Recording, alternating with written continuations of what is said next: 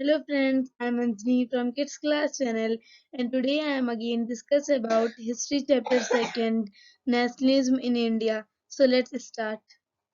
So friends, we are started with the sense of collective belongingness. तो हम लोग देखेंगे कि लोगों में कलेक्टिव बिलोंगिंग कैसे आई, यानी कि लोग अपने आप को कनेक्टेड कैसे महसूस करने लगे, वो हम लोग देखेंगे।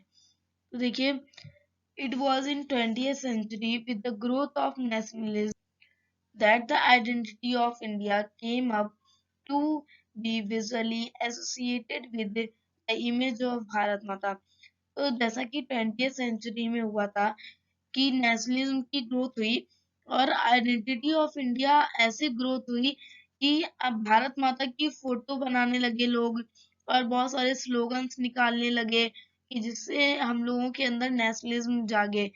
तो जैसे कि एक बंकिम चंद्र चट्टोपाध्याय थे, उन्होंने सबसे पहले भारत माता की फोटो निकाली। फिर 1870s में वंदे मातरम लिखा गया और फिर स्वदेशी मूवमेंट के चलते हुए जो अविंद्रनाथ टैगोर थे, उन्होंने फेमस इमेज बनाई भारत माता की, जो कि काम, कंपोज्ड, डिवाइन और स्पिरिचुअल को डिनोट करती थी, जो कि ये फोटो थी। ठीक है, तो हम लोग आगे चलते हैं। तो हम लोग आगे देखते हैं कि आगे क्या-क्या हुआ। तो देखिए, मद्रास में नटेशा शास्त्री थे, जिन्होंने पब्लिश किया था 4 volume collection of Tamil folk tales. तो उन्होंने तमिल में फोक टेल्स की बहुत सारी चीजें निकाली जिससे लोगों में नेशनलिज्म उभर के आए। और ड्यूरिंग द स्वदेशी मूवमेंट इन बंगाल, बंगाल में स्वदेशी मूवमेंट के टाइम में 3 कलर्स के फ्लैग बनाए गए, रेड, ग्रीन, येलो, जिसको कि डिजाइन किया गया 8 फ्लावर के साथ। और वो जो 8 फ्लावर थे वो ब्रिटिश इंडिया को दिखाते थे और उसमें एक क्रिश्चियन मून भी था और रिप्रेजेंटेटिव हिंदू और मुस्लिम्स भी थे।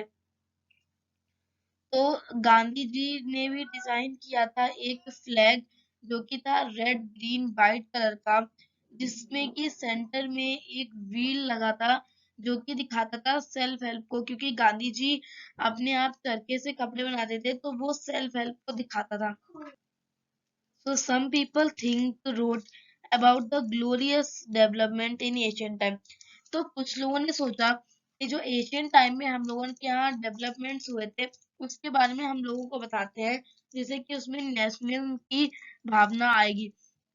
जैसे कि हमारे यहाँ आर्ट और आर्किटेक्चर बहुत ज्यादा फेमस था, हम लोगों की साइंस भी बहुत ज्यादा एक्सपर्ट थी पहले से, मैथमेटिक्स में भी हम लोग बहुत अच्छे थे और हमारे यहाँ रिलीजन भी कितने सारे थे और हमारा कल्चर भी बहुत अच्छा था। और लॉ, फिलोसफी, क्राफ्ट, ट्रेड, हर चीज में हम लोग सबसे बेस्ट थे। तो आगे देखते हैं हम लोग क्या हुआ। So friends, now we are discuss the overall conclusion of the chapter. तो जैसा कि हम लोग जानते हैं कि conclusion में पूरे chapter का निचोड़ हम लोग बताते हैं। तो जैसा कि हम लोग जानते हैं कि पहले के लोग जो थे वो बहुत ज्यादा फेस कर चुके थे ब्रिटिशर्स के अगेंस्ट में, तो इसीलिए वो लोगों ने बहुत सारे ग्रुप्स बनाए और बहुत सारे मूवमेंट्स चलाए उनके ब्रिटिशर्स के अगेंस्ट में, जिससे कि वो यहाँ से चले जाए। तो देखते हैं फिर आगे क्या हुआ। कांग्रेस जो थी वो बहुत ज्यादा सपोर्ट कर रही थी लोगों को, जिससे कि वो मूवमेंट के अंदर आ पाए इंडिपेंडेंस के लिए। और वो हुआ था महात्मा गांधी की लीडरशिप के अंदर, क्योंकि हम लोग जानते हैं कि महात्मा गांधी एक बहुत अच्छे नेता थे और वो हमेशा से जानते थे कि नॉन वायलेंस तरीके से हम अपना आजादी पाए। Freedom from colonial rule also meant different things to different people. तो देखिए, ये सबसे बड़ी दिक्कत थी कि सब लोग कॉलोनियल रूल से आजाद होने के लिए अपनी अलग अलग थिंकिंग सोच रहे थे, यानी कि वो ये नहीं सोच रहे थे कि हमें आजाद होने के बाद एक पूरा यूनाइट नेशन बनाना है। वो ये सोच रहे थे कि अगर हम आजाद हो जाएंगे तो कोई सोच रहा था कि हमें फ्रीडम मिल जाएगी, हम फील्ड से बाहर निकल के अपने होम में जा पाएंगे। कुछ लोग ये सोच रहे थे कि हम अपनी अलग पॉलिटिकल पार्टी बना पाएंगे। तो सबके अलग अलग विचार थे। This was the reason why unity within the movement of an break down. तो यही सबसे बड़ा रीजन था कि यूनिटी क्यों नहीं आ पाई हमारे देश में। तो हम लोग आगे आगे देखते हैं कि क्या हुआ। So friends, now we are discuss the Quiet India movement. तो अब हम लोग देखेंगे कि क्विट इंडिया मूवमेंट क्या था।